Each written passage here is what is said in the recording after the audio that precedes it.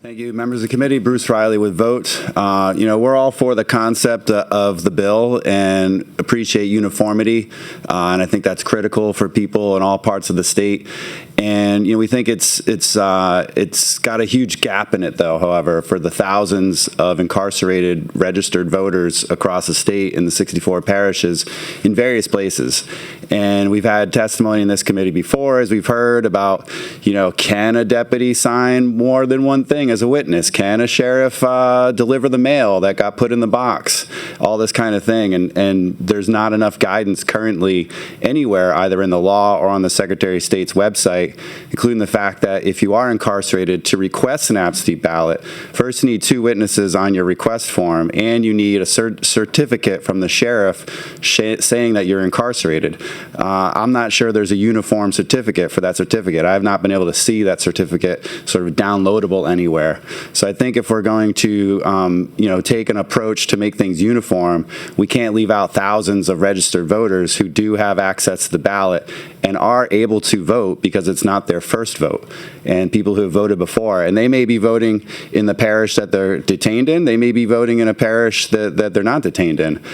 Somebody from Shreveport could get incarcerated in Baton Rouge, and so they need to get an absentee ballot for Shreveport in Baton Rouge.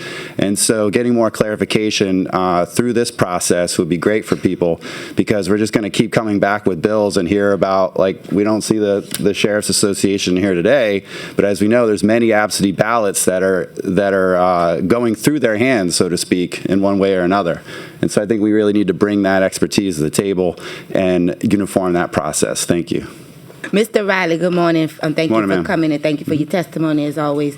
What in the bill prompted your concern about the incarcerated voters that we have now?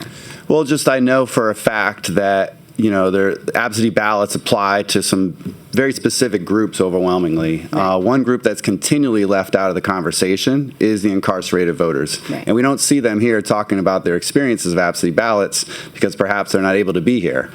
We've tried to ferry that information to the committee on multiple occasions, and we've sometimes been met with a lot of resistance. And so when I heard the testimony on the Senate side, and I just heard all this stuff about the flap and the witnesses and the mother's maiden name and curing the ballots and how they go about it, and the registrar from Baton Rouge was very helpful in explaining, how he does it. And, I just didn't hear anything about jail-based votes and how people handle that and how they handle the flap or who's signing what. And as we know, there's great, wonderful, warm stories about helping my elderly mom vote, right? And that's what everyone has in their mind, but that's the kind of the simplest problem to solve if you're there to help your elderly mom vote. It's right. People that don't have someone who's there to help them vote, or maybe someone who has no interest in helping them vote. So I do understand, and I empathize with that group of voters who cannot come here and testify and state what their issues are and the challenges that they meet when it's coming to voting. However, I was asking what in this language is there that adds that concern or gives you the concern that incarcerated voters will have extra challenges, or what language from your experience do you see needs to be added? Well, I think the most probably troubling part is, okay, there needs to be a curing process. It's great that we have a system where people have a chance. I think as the registrar was saying in the other committee, he'd make the calls, but it wouldn't really be that effective. They'd send out a letter, of course, but the time would be a problem. And so it's really hard. And one of the things that came out is sort of the default, if you can't cure the ballot, is that it's not counted. And so there was no sort of provisional counting, and maybe we'll sort it out later type thing. It was just wondering how many well-intentioned, good-natured people, and I believe that the amendment about the mother's maiden name was specifically addressing that one part of the flap, so to speak. And I can only imagine people who don't have the ability to go online, they don't have the ability to call the registrar, they can't call another voter perhaps to get a little bit more guidance, and they're left onto their own devices with this thing that came in the mail, and they're doing their best, and we can almost guarantee that their votes would probably not be able to be cured under the current processes. I'm happy to be wrong, I'd love to be wrong, but then those votes would just end up in the trash because if it can't be cured, it's going to be denied. And so I just didn't hear any conversation about that. And so I feel like if I'm right, that's not a good look for our democracy. It is not, and I doubt if you ever going to hear those conversations happening.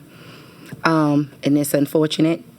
But I thank you for your testimony, and hopefully we can figure out a way that we can start having that conversation and actually doing some work to protect all of our voters and make sure that everyone who has the right to vote has the ability to exercise that right. Thank you again, Mr. Reilly, and thank you. Rep. Newell. You may proceed, sir. Thank you, Mr. Chair. Members of the committee, my name is Bruce Reilly with Vote, and I agree that every vote should count. We're talking about absentee ballots here, and a great example y'all been talking about is trying to bring the senior citizens ballots to the mailbox, and just the challenge of maybe just crossing the day room perhaps, and that being a challenge. Well, I wanted you to consider the thousands of registered voters who are incarcerated in our jails who have the ability to access absentee ballots. And it came up in other committees and on the floor even, like, well, what is a sheriff's deputy to do? What is a sheriff to do?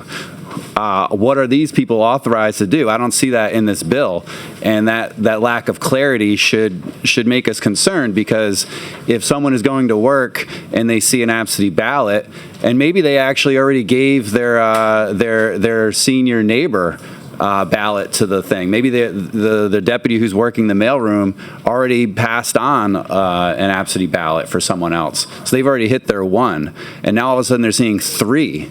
And I don't know if you know, but I don't know how every single place of incarceration handles their mail system. There's dozens of places. There's close to 100 places in Louisiana where people are incarcerated. Any one of or all of them may have absentee ballots to process in a given election. And as we know, this is every month, every other week, there's an election. So it's something that needs to be clarified. And it's troubling that it seems that the people that keep putting forth these absentee ballot bills refuse to acknowledge this situation. I don't know if the desire is to prevent people from voting, to steer them away, to scare folks from facilitating voting, but the fact that it's absent, it should be concerning for folks that care about every vote counting. And any one of us could spend a few weeks in jail awaiting charges that may in fact get dismissed. And if your family member is a registered voter and you're trying to tell them to do the right thing, and this is how you get the absentee ballot, this is the signatures you need, this is how the flap works, well, imagine if suddenly they turn around and call you up and say, well, they don't want to put my ballot in the mailbox. Well, then we'd be right back here with another bill about ballots in the mailbox inside incarcerated facilities, hopefully. So I want you to please ponder that and consider how we might amend this bill to account for that. Otherwise, it's going to create more confusion than already exists. Thank you.